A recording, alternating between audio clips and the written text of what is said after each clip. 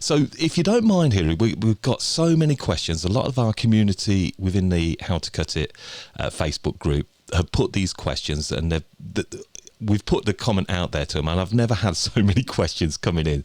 So it gives you a good idea, and you're the perfect person. So we are going to go quite through these questions and one by one, and let's see how we go. So the first question I want to put to you is something that's really come up a lot from so many people about the guidelines. And are these guidelines representative of just England, or do they represent England, Scotland, Wales, Northern Ireland? Well, we wish they did. To be honest, if they had the same guidelines across all four nations, it would make life a lot easier. But no, these are devolved matters, so each government is doing its own thing. So when we come to the detail of the guidelines, they are England only, and you can't assume either that they're going to be the same for Wales and Scotland or Northern Ireland. Actually, Northern Ireland are using the England ones, but the other governments we think are developing their own. We hope they won't look too different, but don't assume that because something's in the England guidelines, they'll turn up in Scotland and Wales as well. Okay, so what you're saying is every one of those have just got to wait individually for their own governments to, put out their guidelines for hairdressers, barbershops. That's right. I mean, the timescales are slightly different in Wales and Scotland. They are reopening a bit later. But even so, we saw a lot of anxiety in England as people were waiting for the guidelines to be able to make those final preparations. So it's important information. Absolutely. Right. Now, so we're going to be referring to England here, and let's say Scotland, Ireland, Wales, you're going to have to just keep a lookout for here and see what comes out of that. But one of the first questions that really came up for the guidelines, and when we talk about guidelines, Hilary, we're talking guidelines, not law. That's right. Well, there is health and safety law that says that employers have to do the right thing by their employees and by people coming onto their premises. So there is health and safety law there that you have to follow and do your risk assessments and so on. But no, they are very much guidelines. What the government is trying to do is give the principles and some of the thinking behind it, because every business is different and each business owner will know how their business works, what they can and can't do.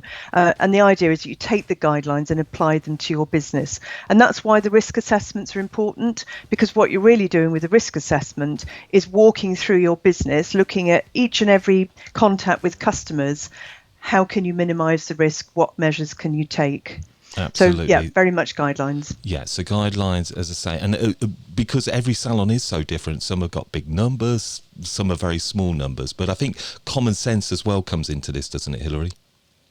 Yeah, it does. But you can understand people have lots of questions, and often the answers are not in the guidelines. So there's been quite a lot of rumours going around, based on what other countries have done or what people have read. And some of those are true, but actually most aren't.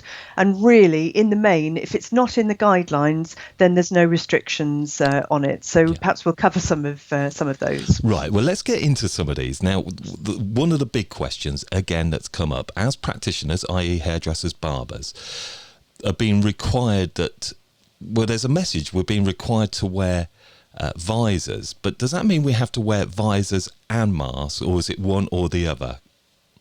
Right, what you have to wear, stylists and barbers, is a face visor. So that's a clear perspex screen that comes from the forehead down to below the chin and wraps around the side. And actually, there's no need to wear any other masks or face coverings. And in fact, the government say that face masks, the sort that medical people wear, can do more harm than good, because there are particular ways of taking them on and off. Certain things you have to observe about how much you can touch them and all of that. So what they talk about is face coverings, which only cover the nose and mouth, the sort of thing that people now have to wear on public transport. So for stylists and barbers, they must wear visors. Clients, stylists and barbers can wear face coverings if they want to, but to be honest, they don't make a whole lot of difference, so there's no need to wear them. So as a client coming into the shop, Hilary, they don't have to wear a face covering mask? Face covering or a mask, no. Okay, that's a big shout actually, because I think there's a lot of people thinking that actually clients have got to wear face coverings, but they don't. That's right. Unless they choose to. If they choose to, they can. If employees want to, they can. But face coverings, not masks. Well, thank you. That's a big one already covered there. Brilliant. Big change. Okay, Yeah. now refreshments. This is a big one again. It's a big part of hairdressing businesses, offering lovely coffees, teas. Explain the guidelines on this one. So what the guidelines say is that clients shouldn't eat or drink anything in the salon, but you can provide bottled water or water in disposable cups. It's just one little bullet point in 42 pages, but it's definitely there. There's a lot of bullet points there, isn't there? Which we will lead everybody to that, because it's impossible for us to go through every bullet point. So maybe at the end of this, Hilary, we can send everybody off to where all the details may be there. Now, blow drying hair. Again, there's a lot of confusion around this. So can you clear up, can we blow dry hair? This was one of the first questions we asked the government for clarification on, because we had so many questions about it. There are no restrictions on using hairdryers. There's nothing in the guidelines that prevents you doing that. So whilst we're talking about that, perhaps I can cover some of the others. You don't have to have clients washing their hair before they come. You can do dry cuts. You don't have to wear gloves when cutting hair. You can provide haircuts for children. So these are some of the things that, there've been very mixed messages about based on what other countries are doing or what people have said on social media. But actually, there's no restrictions in the guidelines. Air conditioning, fans, that's okay as well. So what I've loved just there, in a matter of seconds, you've just cleared up so much. Rumourville is telling people they can't do dry haircuts. They can't wash hair. Children you can't do. But again, this is guidelines, isn't it, Hilary? People can, if you feel it's not right for you, because I know, we as a hairdressing business, that actually blow drying hair means that we've got people in the salon for longer, which restricts maybe appointment times, people about. Yeah, that's one of the things that guidelines do say, limit the length of activities as much as you can. So some people are interpreting it the way you've just said, that actually if you don't do blow dries or if people arrive with wet hair, that does limit the time. Those are things to consider. But equally, you may want to consider, for me, my salon's 45 minutes away. By the time I arrive at the salon, my wet hair is not going to be very wet anymore. That's right. So there's stuff like that to consider. Make it work for your business. Yeah. Okay. Now, appointments, a big part again for hairdressers, and certainly for barbers. Many barbers do walk-ins. Is this something that can still happen? No, the guidelines are very clear on that. It's appointments only, including for barbers. And there's some real rationale behind that. What it is to do with test and trace. So that what the government want to be able to do is to help prevent the spread of the virus. And an important part of that is being able to trace who's been in contact with who, particularly when there are outbreaks. You and I are not far away from Leicester, and we've been hearing that there's a spike in Leicester. That was discovered through test and trace. So they want appointments to be recorded so that you've always got a record of who is in your salon, and not just clients but visitors and also staff. When are they in the salon? You probably know that, but if you've got a lot of staff, you just need to keep track of that. So that does mean for barbers as well, no walk-ins. What they're also saying on test and trace is that you need to keep records, temporary ones, for 21 days of what I've just been saying. We're expecting to see some draft guidelines on this as to how much detail is needed, but the obvious thing is a name and a phone number as a minimum. We don't know yet what else will be required. So yes, for barbershops that are not used to doing appointments and don't necessarily have records set up, you do need to find a way of just being able to capture that information of people in the barbershop. And that one, I'm guessing that's a big one, isn't it? That has to be done. That's a law, I would have thought. Is it, Hilary, or is all of this just guidelines? No, these are guidelines, and Test and Trace works on the assumption that people want to help prevent the spread of the coronavirus. Having said that, they are looking at changes to the data protection law so that the information I've just been talking about can legally be collected, held, and shared. So when we see the guidelines on Test and Trace, obviously we'll share that out. So at the moment, no, we think it's just guidelines, but there is a good solid reason behind, and the government does have the power to actually make it law. So I guess it's a question of they will see how it works and whether they need to make it mandatory. Yeah. And I know we didn't put this in the questions beforehand, but you picked up on a very good point. Like I say, we are both very near to Leicester. My lad goes to a school in Leicestershire. This could happen, couldn't it, Hilary? I know this is just your personal comments on not particularly guidelines, but we could find that areas just get locked down again. That's something to think about. It is something to think about, and we've seen that happen in other countries in Europe where the same things happen, where there's suddenly a spike locally. And of course, that's really worrying for businesses. We all know how awful it's been being shut down, the stress of getting ready and preparing to reopen. The thought of then having to go through that all over again in a particular area or even countrywide, none of us want to do that again. No, absolutely. Right, let's get down to that social distancing. Another big one. What's the guidelines on this for, here in England, salons, barbershops? Yeah, well, up until the government announced the reopening date, guidelines were very much 2 metres. But now in England, and it's not the same for the other countries, in England, the distancing is 2 metres or 1 metres plus. So for salons and barbershops, the 1 metre plus really is talking about having screens or barriers in between workstations. So a lot of salons had already prepared anyway to be 2 metres distance, but we heard a lot from salons that were more push for space, particularly if you're in a city centre where rates and rents are really high. Actually having that little bit of leeway on the social distancing does make a difference. Yeah, and when we talk about these guidelines, Hilary, this is quite clear. What I want to get over is, have you kind of sat there with the government and advised them on our industry on these, things that they need to take into account? We would like to have had more input than we actually did. What they've done is taken a lot of the guidelines for other sectors.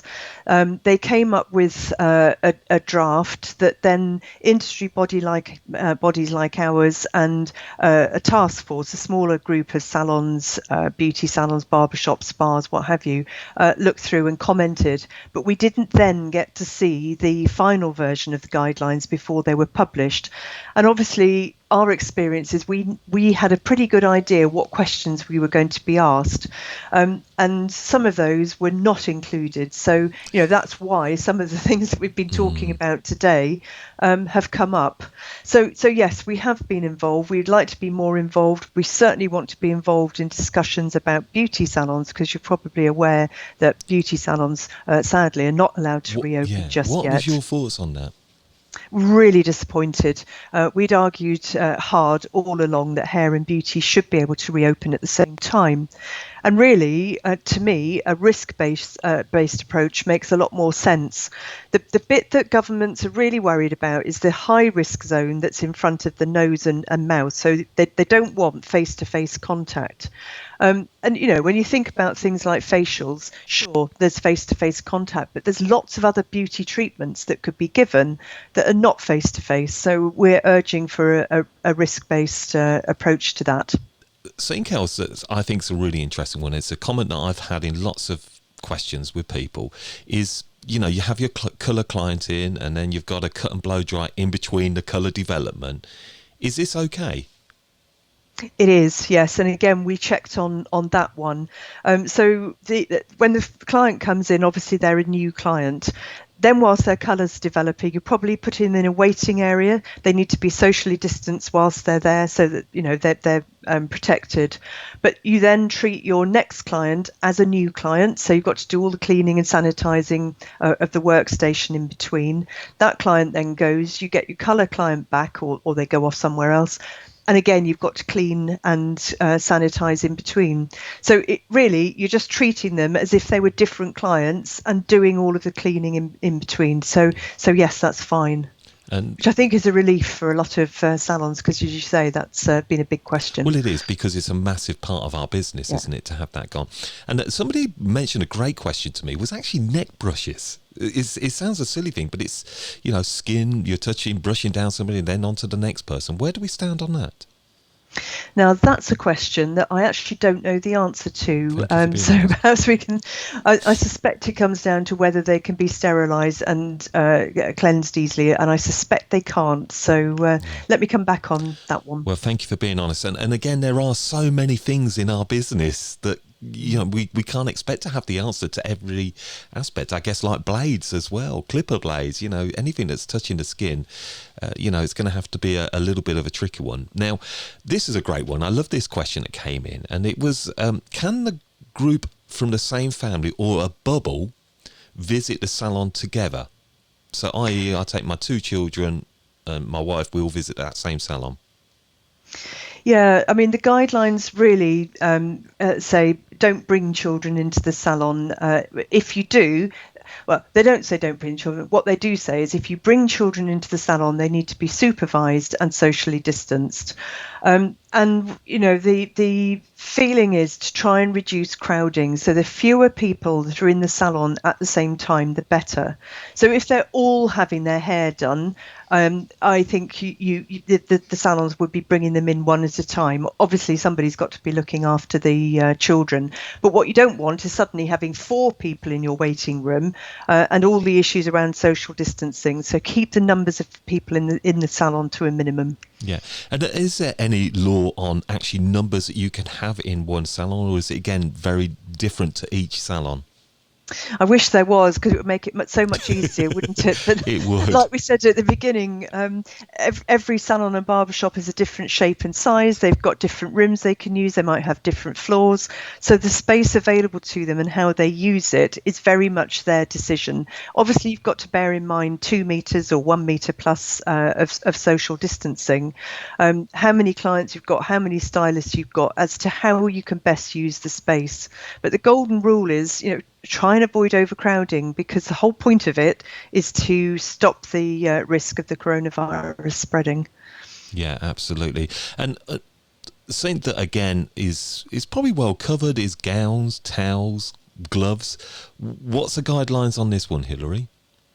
Yeah, slightly different.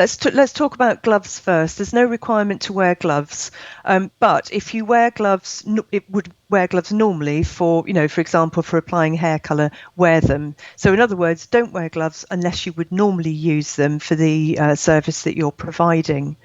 When it comes to gowns and towels, you can use disposable ones or you can use rewashable ones, but you must wash them, a fresh use for each client, and you must wash them at the hottest temperature that the manufacturer recommends. Yeah, and I remember seeing quite early on into lockdown, as we were getting, hearing different reports from different countries, it was almost what we're wearing in clothing, that you couldn't leave the salon in that clothing that you've worked in. Could you clear that one up for us? Yes, that's another one that is in the guidelines, that ideally people shouldn't be wearing the same work clothes at home whilst they travel to work, in the salon all day, and then wear it all back home again. Ideally, you should have a clean change of clothes at work that you can change into when you get to work, and then change into different clothes to go home. Yeah. So is there any other little points in the guidelines that you would really like to share with us today, Hilary? What you think, people need to know about? A question that we get asked a bit is about apprentices. Can they work alongside stylists? And the answer to that is yes, they can. What the guidelines then recommend is that where possible, you pair that apprentice with the same stylist, so that you're not having people in contact with lots of different people. So the apprentice ideally should be working alongside the same stylist. And likewise with shifts, if you're a big enough team and you can split your teams into shifts, do that and leave enough time between the shifts handover so that people aren't passing close to each other. But what that does is protect one group of people, so that when they're working, it reduces the risk of them being in contact with somebody with coronavirus, and then you've got another team of people that are in contact with different people. So shift working, if you can do it and you've got a big enough team, and I know a lot of salons are looking at doing that. Yeah. And another part of what I always consider is training. It's a big part of what we do as a salon. Is there guidelines on how we can train our staff? Do you mean before salons reopen? No, when we get back into the salon, so we have a model night and, we're going to talk a stylist through a haircut. It's quite close work, isn't it? Yeah, I mean, it's the same kind of risks and same kinds of precautions that you would take if you were working with a client in a salon. And, really all you can say is just don't take unnecessary risks. Training is important, especially after 3 months away from training, but don't do it for the sake of it if you feel that it's actually increasing the risk. Yeah, and staff room, is there any guidelines? Because that's a close area. It's where a lot of us can gather. Yeah, it's very easy, isn't it, to just think about spacing between clients, and how many workstations you can have. But reception is an area that can get very congested. Do everything you can to reduce congestion there. But also things like corridors, toilets, staff rooms. Do what you can to reduce congestion. So for staff rooms, for example, they talk about having staggered breaks. If the weather's nice, have your break outside just to reduce the number of people in close proximity.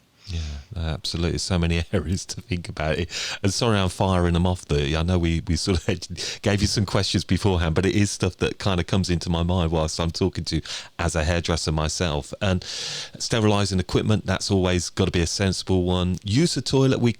Clients can use our toilets. There's no sort of nothing there saying we can't allow clients to use toilets. That's right. We've heard a lot about toilets, haven't we? And actually having toilets closed down has created real problems. You certainly don't want that in your salon. No. So, yeah, toilets can be opened. Just be really careful. It's the same with all of your cleaning routines. Think about what people touch. So using a toilet as an example, they're pushing the door open. Then when they're in, they're pushing it shut again, turning the lock, loo flushes, taps. All the points that are regularly touched by clients and will be touched by the next client, those are the areas to pay particular attention to. So it's the same with your reception area. If you've got contactless and your bills are small enough, fine. But if you've got a payment terminal and people are keying numbers, the next client's going to be doing that as well. Don't pass the terminal to the client. Make sure that the receptionist is holding it. So for cleaning routines and hygiene, just keep thinking, where are people most likely to touch? And door handles and handrails are key. Don't share equipment, don't share handheld devices, because again, every time you put something into somebody's hands, you're increasing that risk. And what about paying by money, by cash? It's discouraged, and we've all got used to that, haven't we? If you weren't already into contactless, most people are now. So encourage clients to pay by contactless. And when it comes to tips, if you don't want to put them through payroll because of all the admin hassle that creates, have a jar that can be handed to the client and they can put the tips in the jar. But then, I'm not being funny, the stylist needs to think about washing that money because it's been touched by a lot of people. So that's why cash is not recommended. Absolutely. I mean, there's so many wonderful guys, and thank you, Hilary. Honestly, you've just cleared up in, half hour of talking to you so much that I know people wanted to, hear from yourselves really, because, I've been completely championing you guys and saying, look, stop all this rumourville. I mean, what's your take on so much of this rumours and fake news that we keep hearing and reading about? It's been really hard, and we've seen it all the way through lockdown, haven't we? Papers who say 1 minute, oh, we're opening next week, and the next minute, oh, you won't be open till Christmas. That has really added to the stress and anxiety that salon owners have been feeling. But I do understand when it comes to these rumours about what you can and can't do, it's because people want to know. They want to know what's the right information. But it's like with all of this fake news, actually, what information is reliable? What can you trust? and where can you go if it changes, because information does change. Everything I've said is correct today, and so do keep an eye on websites you can trust. We do provide daily updates, or if there's nothing to say, there's no update, but we provide updates regularly. We've got newsletters for members, we've got newsletters for non-members too, and through things like this, we're really keen to share information across the industry. Obviously, members have access to additional resources. You'd expect that because they're paying subscriptions. But this is a situation, a crisis situation that's affected the whole industry. So we really want to help as much as we can. Yeah, and I'm sort of coming towards the end. If people want to become members of the NHBF, how do they go about that? Well, of course, we'd love to have you on board. Just jump onto our website. There's a join page there. You can join for free just to become a web user, which means you get access to things like our guide to reopening. But you then have to join and upgrade in order to become a fully paid up member. So give us a shout out to your web address. www.nhbf.co.uk. Fantastic. We'll put all the show links into the show notes, podcast listeners. All right. And Hair Show, if you're listening now, we'll put them in the comments there. Dan will do that for us as we speak. So what's our takeaway from this, Hilary? What would you like to leave us all with after, hearing this from you today? Well, I think the first thing is just bear in mind these are guidelines. Think about the reasons why they're there and apply it to your business. And then I think the second thing is I really wish everybody good luck with reopening. It feels like it's been such a long time coming. It's not long to wait now for Wales and Scotland and Northern Ireland too. But it's really, really great news that salons and barbershops can reopen. So massive good luck. Well, and look, I just want to say on behalf of everybody again, thank you so much. I know you guys have worked tirelessly, and Hilary, you've probably done more Zoom calls and media interviews than you could ever imagine. But it's been great because it's given us all, it gives us that comfort. And I have to say, every time I see an announcement made by you guys, that for me is, that's what I needed to hear. And you should be very proud of yourselves. And I think as a federation, you've come out of this lockdown really, really well. Well, thank you for those kind words. And I'd love to pass those on to my team. They have worked their socks off. So it's good to know it's appreciated. Brilliant. Thank you. Well, thank you so much, Hilary, for taking the time, going out at short notice and doing this for us today. My pleasure. Thank you.